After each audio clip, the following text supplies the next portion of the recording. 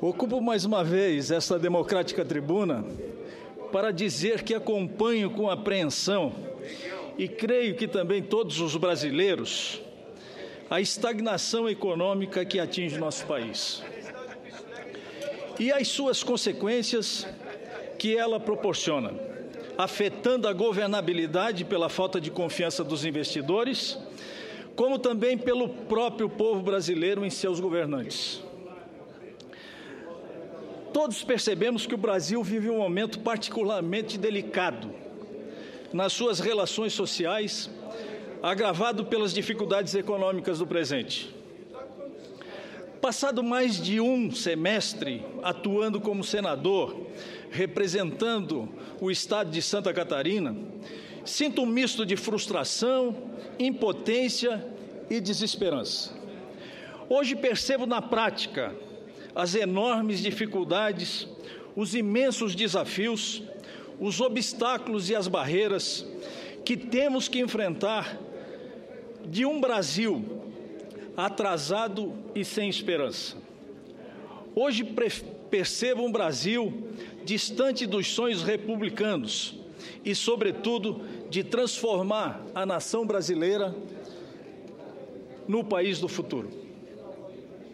Hoje percebo, senhor presidente, senhoras senadoras e senhores senadores, que o Brasil não funciona, que o Brasil é ineficiente. O Brasil, cuja carga tributária já é uma das mais altas do mundo e, o que é pior, os seus respectivos serviços oferecidos são de péssima qualidade ou de qualidade questionável. Esse sistema não atende mais os anseios, muito menos os sonhos e os interesses do povo brasileiro. Hoje percebo que o Brasil não funciona. Hoje percebo que o Brasil está sem eficiência. Acho que o Brasil de hoje pode ser comparado a um carro, com rodas diferentes. Uma roda 16, outra roda 23, outra roda 18, outra roda 14. O carro consegue andar, porém sem velocidade, sem estabilidade e com muito menos eficiência. Ele anda, mas dificilmente atinge seu destino, dificilmente atinge o seu objetivo. Falta equilíbrio, falta rapidez, fluência, falta eficiência. Todos nós somos responsáveis pelos nossos atos, por nossos acertos e pelos nossos erros. Não me excluo dessa regra, porém, como defende de forma veemente o nosso reconhecido senador Walter Pinheiro, da tribuna desta casa, o que nos preocupa não é a crise propriamente dita, mas a falta de atitude para enfrentá-la. Busco, portanto, senhor presidente, senhores senadores, senhoras senadoras, socorro no pronunciamento feito pelo prefeito de Joinville, amigo e correligionário Udo Deller, prefeito da maior cidade de Santa Catarina. Proferida durante o Fórum de Integração Brasil-Alemanha, ocorrido semana retrasada na cidade de Joinville.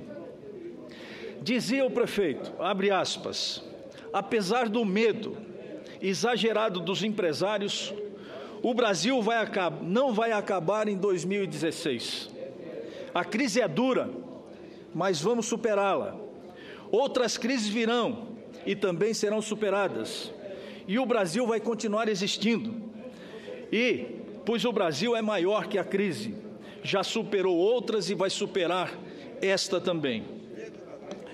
A grande verdade é que o nosso país, de norte a sul, amarga um calamitoso gosto de fracasso na sua alma, quando se depara diante de uma crise sem precedente da sua história. Os tempos do milagre econômico cederam lugar ao desemprego aberto, desestruturando orçamentos domésticos, destruindo o padrão de vida de milhares de brasileiros e contribuindo para uma formação de pessimismo e desesperança jamais vistos nos habitantes do país do futuro. A volta da inflação, os juros altos inibem os investimentos e o consumo.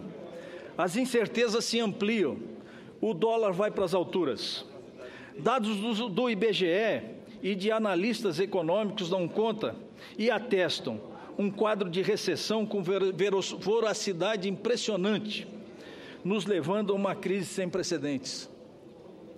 A grande causa da crise que estamos vivendo é, na verdade, o mega endividamento do governo federal. O governo gastou mais do que arrecadou, por isso a necessidade do ajuste. E agora, o ajuste do ajuste. Atualmente, o Brasil deve 3,25 trilhões a uma taxa Selic de 14,25% ao ano. Para cobrir esse déficit, o governo federal emite títulos federais e vende a agentes financeiros, investidores e especuladores. Grande parte deles remunerados pela taxa Selic, que hoje está em 14,25%. E assim começa o calvário do governo federal, pois começa a faltar dinheiro para pagar juros e diminuir a dívida. Por outro lado, quando falta dinheiro, o governo federal, os agentes financeiros, os investidores e os especuladores exigem mais e mais juros para continuar emprestando, pois embute o risco de um eventual calote do governo federal. Com o juro alto, a taxa Selic alta, se vende menos bens duráveis, que dependem de financiamentos, como, por exemplo, imóveis, automóveis, cujas vendas já caíram mais de 30% no cenário nacional. Vendemos menos, e com juro alto, os empresários não investem no crescimento de suas empresas, cortam custos, demitem funcionários e fecham unidades de produção. A economia encolhe, as empresas vendem menos, o consumidor não compra, e isso é chamado crise financeira ou recessão. Com as vendas em baixo, desemprego em alta, juros caros e dólar nas alturas, o governo arrecada menos imposto. Arrecadando menos imposto, o governo fica sem dinheiro. E quando isso acontece, o governo aumenta os preços controlados, como a gente percebe nos dias atuais, aumentando combustíveis, energia, transporte, água e etc. Esse se vê obrigado a criar novos impostos, ou a reduzir direitos e programas sociais, o qual estamos chamando de ajuste fiscal.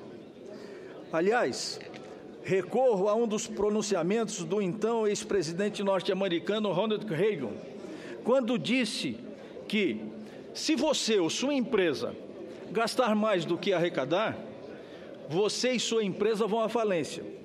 Se os governos gastarem mais do que arrecadarem, eles mandam a conta para nós pagarmos.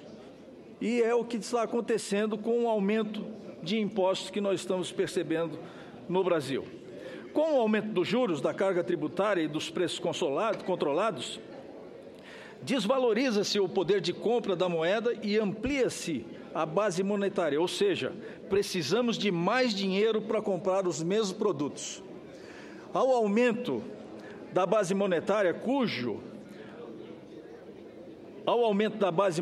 em conjunto com a desvalorização da moeda, chamamos o que todos nós conhecemos, que é a inflação. E quanto mais desvalorização, maior a quantidade de moeda para comprar determinados produtos. Nesse cenário, o país entra em recessão.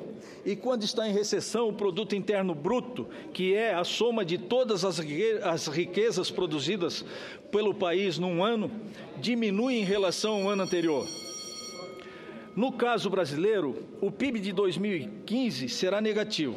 Só ainda não sabemos exatamente quanto. Inicialmente previa-se 1% de PIB negativo. Passou para 1,7%. Hoje já está em 2,7%. E sabe lá qual será o valor exato da queda. Esse processo recessivo é uma espiral em si mesmo, difícil de ser quebrada uma vez iniciada. Como reverter, então, senhor presidente, senhores senadores e senhoras senadores, essa realidade? No caso brasileiro, diminuindo o déficit do governo federal. Eliminar o déficit significa dizer que o governo não pode gastar mais do que arrecada. E se isso ocorrer, aumenta o superávit primário. Aumentando o superávit primário, o real, que é a nossa moeda, volta a se valorizar. minuto da sua atenção, e com isso já estou realmente concluindo. E com isso o Brasil volta a crescer, se desenvolver, gerando emprego e oportunidades para todos. E é isso que eu desejo para o Brasil e para o seu futuro. Era isso, senhor presidente. Muito obrigado.